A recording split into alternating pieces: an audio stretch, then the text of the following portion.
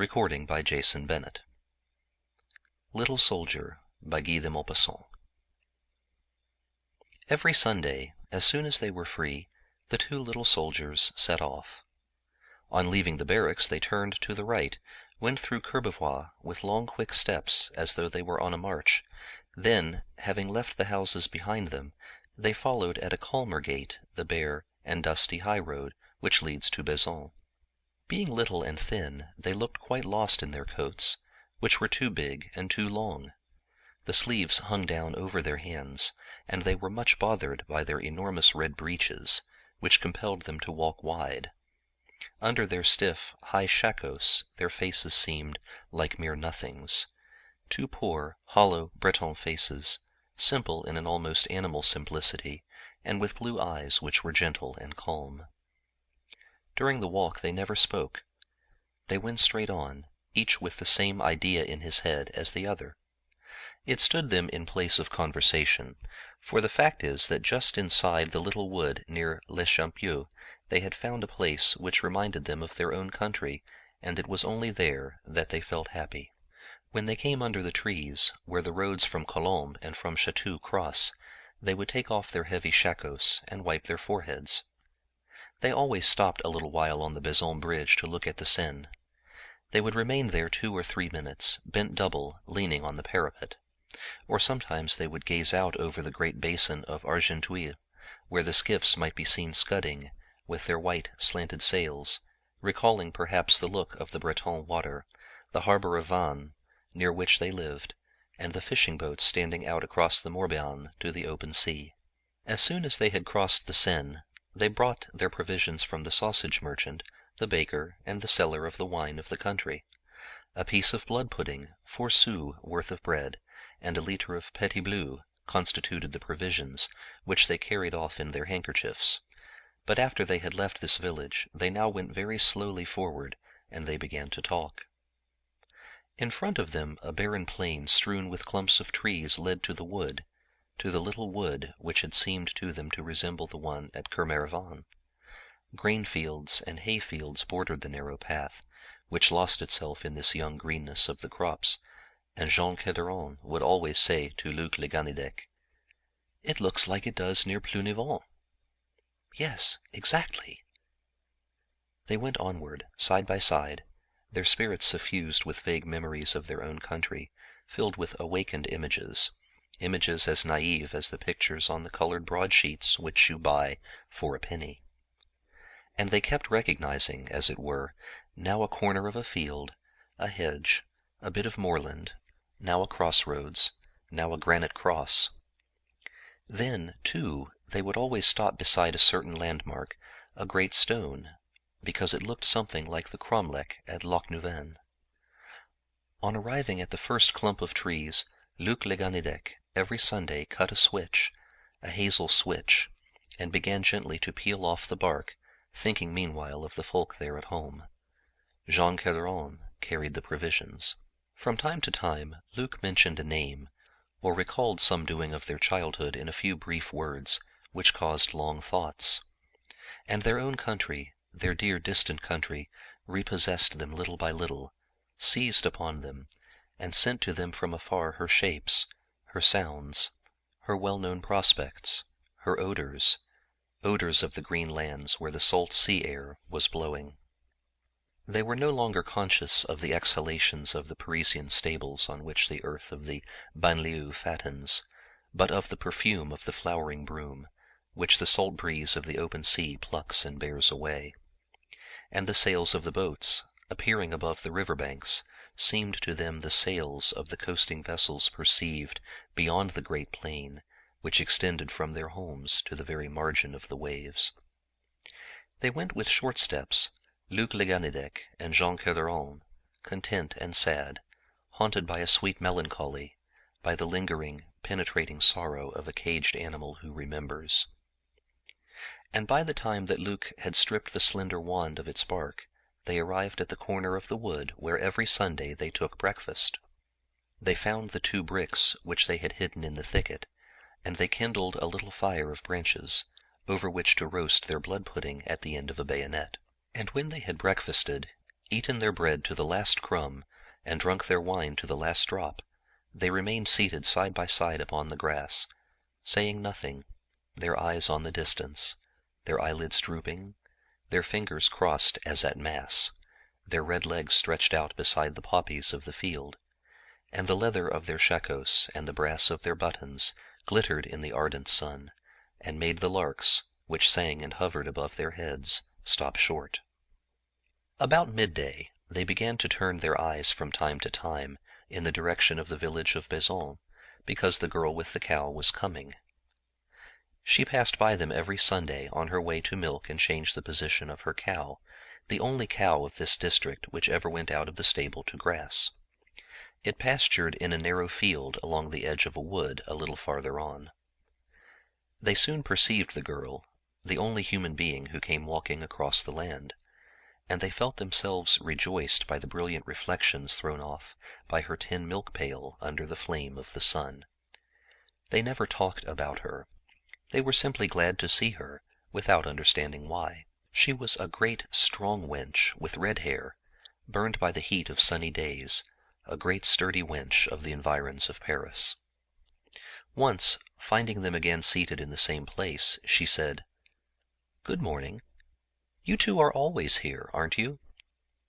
Luc le Ganidec, the bolder, stammered, "Yes, we come to rest." That was all. But the next Sunday she laughed on seeing them, laughed with a protecting benevolence and a feminine keenness which knew well enough that they were bashful, and she asked, "What are you doing there? Are you trying to see the grass grow?" Luc was cheered up by this, and smiled likewise. "Maybe we are." She continued, "Hein, that's pretty slow work." He answered, still laughing, "Well, yes, it is."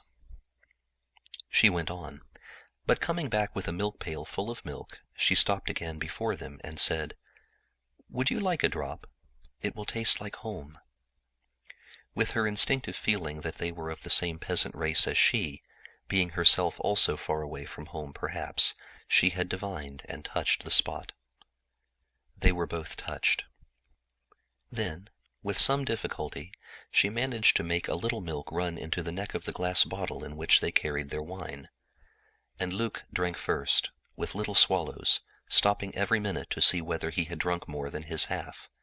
Then he handed the bottle to Jean. She stood upright before them, her hands on her hips, her pail on the ground at her feet, glad at the pleasure which she had given.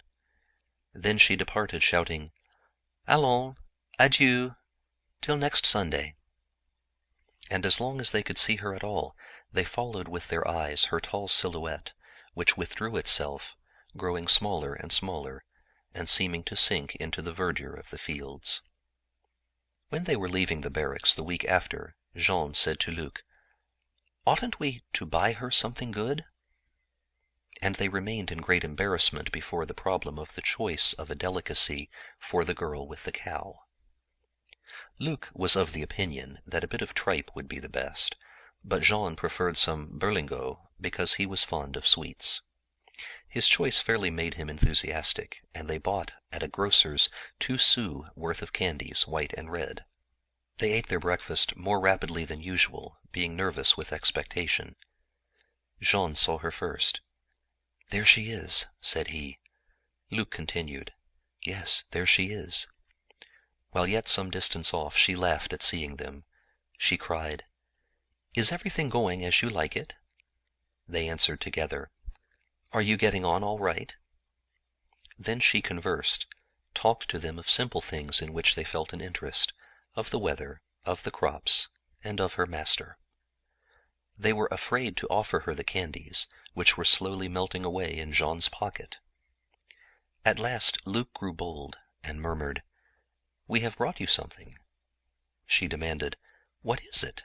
Tell me." Then Jean, blushing up to his ears, managed to get at the little paper cornucopia and held it out. She began to eat the little pieces of sugar, rolling them from one cheek to the other, and they made lumps beneath her flesh. The 2 soldiers, seated before her, regarded her with emotion and delight. Then she went to milk her cow, and once more gave them some milk on coming back. They thought of her all the week. Several times they even spoke of her. The next Sunday she sat down with them for a little longer talk, and all three, seated side by side, their eyes lost in the distance, clasping their knees with their hands, told the small doings, the minute details of their life in the villages where they had been born, while over there the cow, seeing that the milkmaid had stopped on her way, stretched out towards her its heavy head with the dripping nostrils, and gave a long low to call her back. Soon the girl consented to eat a bit of bread with them and drink a mouthful of wine. She often brought them plums in her pocket, for the season of plums had come. Her presence sharpened the wits of the two little Breton soldiers, and they chattered like two birds. But one Tuesday, Luc le Ganidec asked for leave, a thing which had never happened before, and he did not return until 10 o'clock at night. Jean racked his brains uneasily for a reason for his comrades going out in this way. The next Thursday, Luc, having borrowed 10 sous from his bedfellow, again asked and obtained permission to leave the barracks for several hours. And when he set off with Jean on their Sunday walk, his manner was very queer, quite restless and quite changed. Carteron did not understand, but he vaguely suspected something without divining what it could be. They did not say a word to one another until they reached their usual stopping place, where, from their constant sitting in the same spot, the grass was quite worn away, and they ate their breakfast slowly. Neither of them felt hungry. Before long the girl appeared. As on every Sunday, they watched her coming. When she was quite near, Luc rose and made 2 steps forward. She put her milk pail on the ground and kissed him. She kissed him passionately, throwing her arms about his neck, without noticing Jean, without remembering that he was there, without even seeing him. And he sat there desperate, he, the poor Jean, so desperate that he did not understand, his soul quite overwhelmed, his heart bursting, not yet expressing it all to himself. Then the girl seated herself beside Luc, and they began to chatter. Jean did not look at them. He now divined why his comrade had gone out twice during the week, and he felt within him a burning grief, a kind of wound, that sense of rending which is caused by a treason. Luc and the girl got up together to go and change the position of the cow. Jean followed them with his eyes. He saw them departing side by side. The red breeches of his comrade made a bright spot on the road. It was Luc who picked up the mallet and hammered down the stake to which they tied the beast. The girl stooped to milk her, while he stroked the cow's sharp spine with a careless hand. Then they left the milk pail on the grass, and they went deep into the wood. Jean saw nothing more but the wall of leaves where they had entered, and he felt himself so troubled that if he had tried to rise, he would certainly have fallen. He sat motionless, stupefied by astonishment and suffering, by a suffering which was simple but which was deep. He wanted to cry, to run away, to hide himself, never to see anybody any more. Suddenly he saw them issuing from the thicket. They returned gently, holding each other's hands, as in the villages do those who are promised. It was Luc who carried the pail. They kissed one another again before they separated, and the girl went off after having thrown Jean a friendly "good evening," and a smile which was full of meaning. Today she no longer thought of offering him any milk. The 2 little soldiers sat side by side, motionless as usual, silent and calm, their placid faces betraying nothing of all which troubled their hearts. The sun fell on them. Sometimes the cow lowed, looking at them from afar. At their usual hour they rose to go back. Luc cut a switch. Jean carried the empty bottle. He returned it to the wine cellar at Bezons. Then they sallied out upon the bridge, and as they did every Sunday, they stopped several minutes in the middle to watch the water flowing. Jean leaned more and more over the iron railing, as though he saw in the current something which attracted him. Luc said, "Are you trying to drink?" Just as he uttered the last word, Jean's head overbalanced his body, His legs described a circle in the air, and the little blue and red soldier fell in a lump, entered the water, and disappeared. Luke, his throat paralyzed with anguish, tried in vain to shout. Farther down he saw something stir, then the head of his comrade rose to the surface of the river and re-entered it as soon. Farther still he again perceived a single hand which issued from the stream and then plunged back. That was all. The bargemen who ran up did not find the body that day. Luke returned alone to the barracks, running, his head filled with madness, and he told of the accident, with tears in his eyes and voice, blowing his nose again and again.